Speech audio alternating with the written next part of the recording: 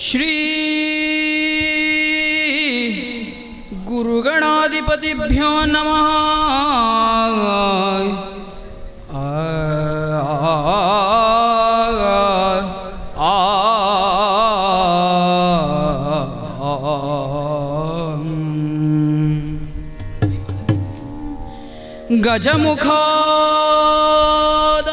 ಗಜಮುಖಾದವಾಗಿ ಗಣಪಗೆ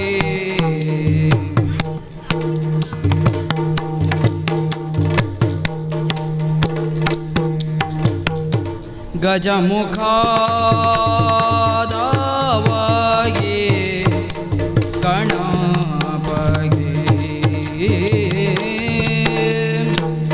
ಚಲ್ವ ತ್ರಿಜಗಾವಂದಿತಾಗಿ ಆರತಿ ಎತ್ತಿರೆ ಆರತಿ ಬೆಳಗಿರೆ ಗಜಮುಖದವಾಗಿ ಗಣಪಗೆ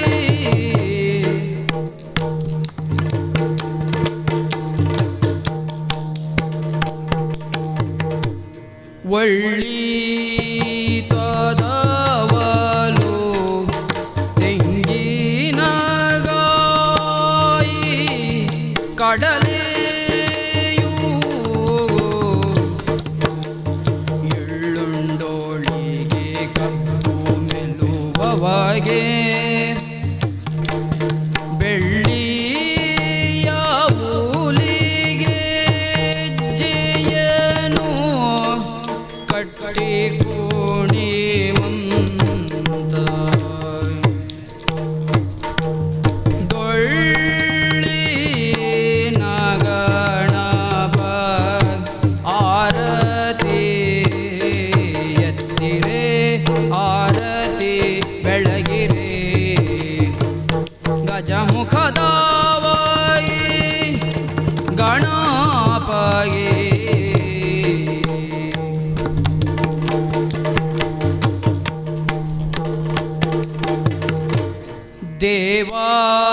ದೇವತೆಯರ ಕೈಯ ಕಪ್ಪವಗೊಂಬಾಗಿ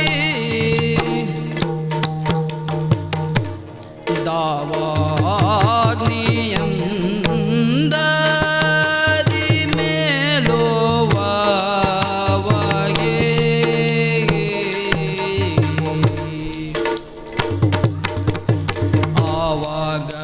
ಆವಾಗಮನದಲ್ಲಿ ನೆನೆದ ಇಷ್ಟಾರ್ಥವ ಇವ ಗಣೇಶಗಾರತಿ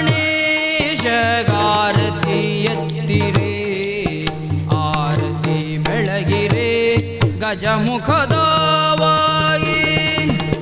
ಗಣಪಗೆ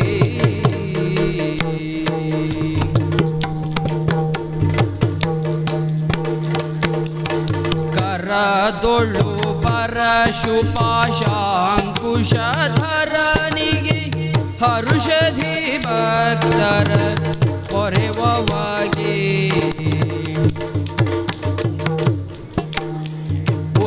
ಪುರಗಭೂಷಣನ ಕುಮಾರ ಗಜವದನನ ಚರಣ ಕಮಲಕ್ಕೆ ಆರತಿ ಎತ್ತಿರೆ ಆರತಿ ಬೆಳಗಿರೆ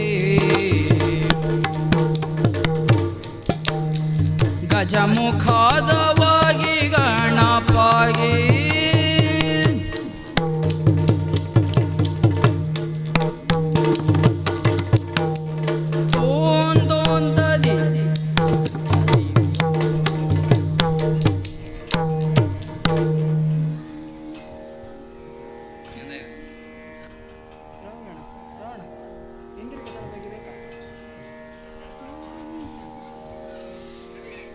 ಇಂದಿರೆಗೆ ತಲೆಬಾಗಿ ಪರಮಾನಂದ ಭಕ್ತಿಯೊಳ ಜನ ಧ್ಯಾನಿಸಿ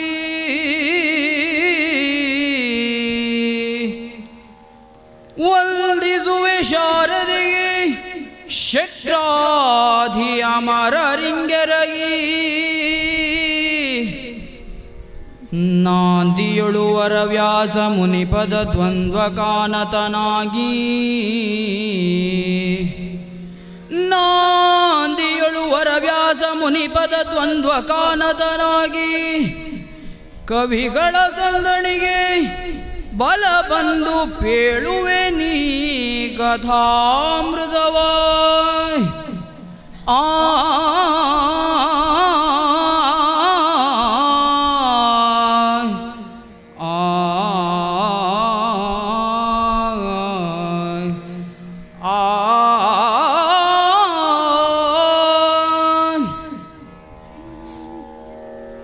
ಕವಿಗಳ ಸಂದಣಿಗೆ ಬಲ ಬಂದು ಬೇಳುವೆ ನೀ ಕಥಾಮೃತವ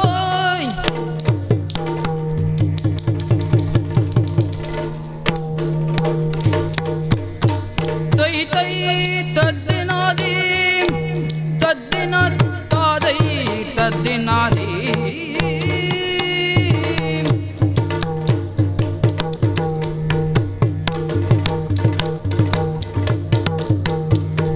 ದೇಂ ದೇಂ ದೇಂ ದೇಂ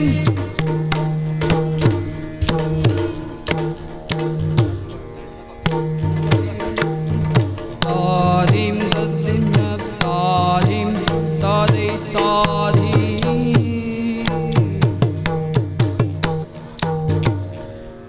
ತಾದಿಂ ತದ್ದಿನ ತಾದಿಂ ತದ್ದಿನ ತಾದಿಂ ತದ್ದಿನ ತಾದಿ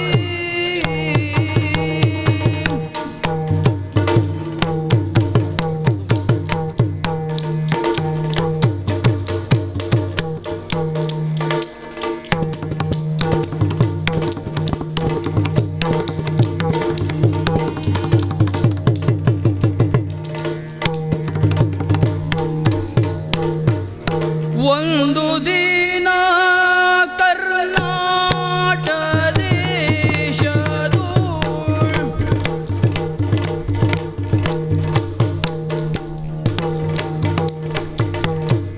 ಒಂದು ದಿನ ಕರ್ನಾಟ ದೇಶದೋಳ್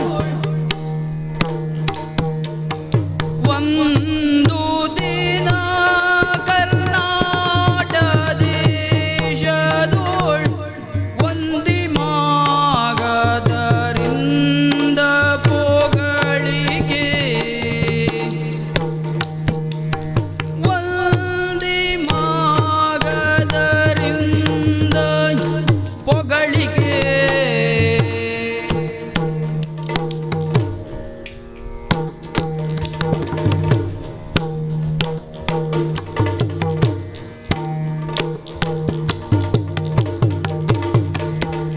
ಪೊಗಳಿಕೆ ಪೊಂದಿ ನುಡಿದನು ಅಂದು ನೃಪತಿಯು ಸಭೆಯೊಳಂದು ಸಭೆಯೊಳಂದು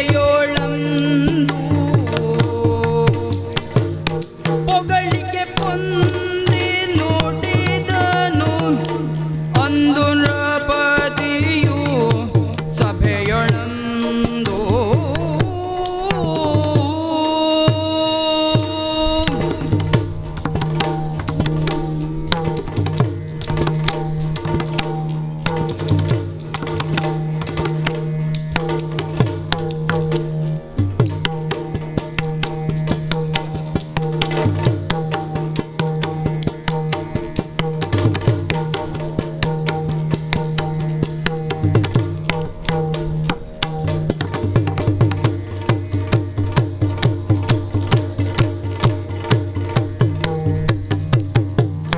ಪೊಗಳಿಕೆ ಪೊಂದಿ ನುಡಿದನು ಅಂದು ನೃಪತಿಯು ಸಭೆಯೊಳಂದು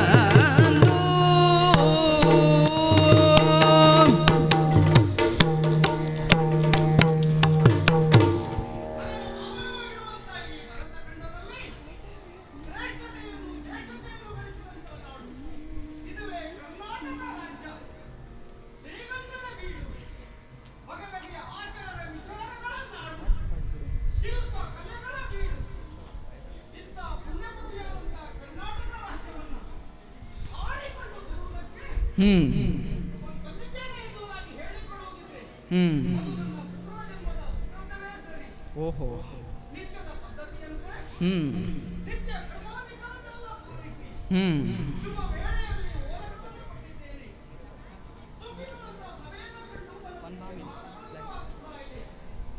ಮಂದಿ ನಾಗದವಲ್ಲ ಎಂದು ನಿಂತು ರಾಜನಿಗೆ ಜಯವಾಗಲಿ ಎನ್ನುವಂತಹ ಜಯಘೋಷವನ್ನು ಕೂಗುತ್ತಾ ಇದ್ದಾರೆ. ಹ್ಮ್ ನನ್ನ ಲಂಕೆಯವರೆಲ್ಲ ಹಾ ಲಕ್ಷೋತ್ಕಾರಗಳನ್ನು ಬರಮಾಡಿಕೊಳ್ಳುತ್ತಾ ಇದ್ದಾರೆ. ಹಾ ಇದನ್ನೆಲ್ಲ ಕಾಣುವಾಗ ಮನಸ್ಸು ತುಂಬಿ ಬರುತ್ತಾ ಇದೆ. ಹ್ಮ್ ಹಸನ್ಮುಖಗಳಾಗಿ ಕುಳಿತಂತ ಪ್ರಜೆಗಳನ್ನು ಕಂಡಾಗಲೇ ಅರ್ಥವಾಗುತ್ತದೆ ಹಾ ನನ್ನದ್ದಾದಂಥ ಆಡಳಿತದಲ್ಲಿ ಯಾವ ಲೋಪದೋಷಗಳೂ ಇಲ್ಲ ಎನ್ನುವ ಹಾಗೆ ಹ್ಮ್ ಎಂದಿನಂತೆ ಇಂದು ಸಭೆಯನ್ನ ಕೊಟ್ಟಿದ್ದೇನೆ. ಆದರೂ ಸಭೆಯ ತನ್ಮಧ್ಯದಲ್ಲಿ ಏನಾದರೂ ಕುಂದುಕೊರತೆ ಇದ್ರೆ ಹ್ಮ್ ಒಂದು ವಿವರಿಸುವುದು ರೂಢಿ. ಇಂದು ಅಂತಹ ಕುಂದುಕೊರತೆಗಳು ಉಂಟು ಅಂತಾದ್ರೆ ಸಭೆಗೆ ಬಂದಿದ್ದಲ್ಲ ನಿರೀಕ್ಷೆಯಲ್ಲಿರ್ತೇನಂತೆ.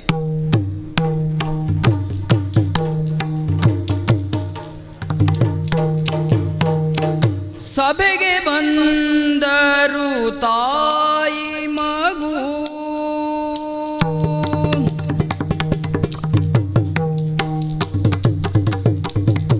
ಸಭೆಗೆ ಬಂದರು ತಾಯಿ ಮಗು ರವಿ ಪ್ರಭೆಯ ಕಮನೀಯನ ಬಗೆ ನಮಿಸುವುದು ಏನಾಯ್ತು?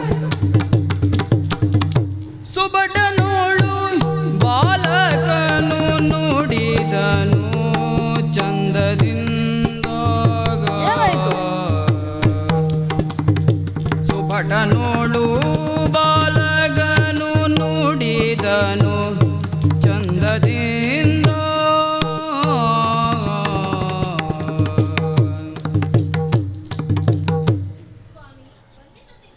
ಶುಭವಾಗಲಿ ಎದ್ದೇಳಿ ತಾಯಿ. ಸಭೆಯನ್ನ ಕೊಟ್ಟಿರುವಂತ ಈ ಗಳಿಗೆಯಲ್ಲಿ ಕಂದಿದ ಮುಖವನ್ನ ಹೊತ್ತು ಬಾಲಕರನ್ನೆಲ್ಲ ಒಡಗೂಡಿಕೊಂಡು ನನ್ನ ಸಭೆಗಾಗಿ ಬಂದವರು ನೀವು. ನಿಮ್ಮನ್ನ ಕಂಡಾಗ ಯಾವುದೋ ಒಂದು ಚಿಂತೆ ನಿಮ್ಮನ್ನ ಆವರಿಸಿದೆ ಎನ್ನುವುದರಲ್ಲಿ ಸಂದೇಹವೇ ಇಲ್ಲ. ನನ್ನ ರಾಜ್ಯದಲ್ಲಿಯೂ ನಿಮಗಂತ ಕುಂದುಕೊರತೆಯೇ ಕೇಳ್ತೇನೆ. ಅಂತ ನ್ಯೂನ್ಯತೆ ಉಂಟು ಅಂತಾದ್ರೆ ಏನು ಎನ್ನುವುದನ್ನು ನನ್ನಲ್ಲಿ ಹೇಳಿಕೊಂಡದು ಹೋದಂತಾದ್ರೆ ಅದನ್ನ ಪರಿಹರಿಸುವಲ್ಲಿ ಪ್ರಯತ್ನಿಸ್ತೇನೆ. ಏನಾಯ್ತು ತಾಯಿ? ಸ್ವಾಮಿ, ನಾನು ಕೋಟತಟ್ಟು ಗ್ರಾಮದ ಯಶೋಧರೆ ಎಂಬ ಹೆಂಗಸು. ಹ ನಾನು ಅನಕ್ಷರಸ್ಥಳು ಸ್ವಾಮಿ. ಆ ವಿದ್ಯಾಭ್ಯಾಸ ಇಲ್ಲದೆ ಹ್ಮ್. ಹಲವು ಬಾರಿ ಮೋಸ ಹೋದವಳು ನಾನು. ಹ. ಹಾಗಾಗಿ ನೀವು ನನಗೊಂದು ದಾರಿ ತೋರಬೇಕು. ಹಾಗಿದ್ರೆ ನೀನು ಅನಕ್ಷರಸ್ಥೆ, ಹೌದು ಜೀವನದಲ್ಲಿ ನೊಂದು ಬೆಂದು ಬಂದವಳೆ. ಹೌದು ಸ್ವಾಮಿ. ಓ ತಾಯೇ, ಕೇಳಿ ನುಡಿಗಳನ್ನು ರಾಯನು ಕೇಳಿ ನುಡಿಗಳನ್ನು ರಾಯನು ಪೇಳಿದನು ಸಭೆಯಲ್ಲಿ ನಿರ್ಣಯ ಹೇಳಬೇಕು. ಕೇಳಿ ಪ್ರಜೆಗಳೇ ನಿಮ್ಮ ಊರಿಗೆ ಶಿಕ್ಷಕರನ್ನು ಕಳುಹಿ ನಾನು ಕೇಳಿ ಪ್ರಜೆಗಳೇ ನಿಮ್ಮ ಊರಿಗೆ ಶಿಕ್ಷಕರ ಕಳುಹಿ ಬಾಳ ಬೆಳಗುವ ಅಕ್ಷರಗಳ ನಾಳೆ ನೀವು ಕಲಿತು ನೀವು ನಾಳೆಯಲ್ಲಿ ನಾವು ಶ್ರಮಿಸುವೆವು ದಿಟ ಪುಸ್ತಕವನಿತ್ತು ಹೌದು ತಾಯಿ. ಆ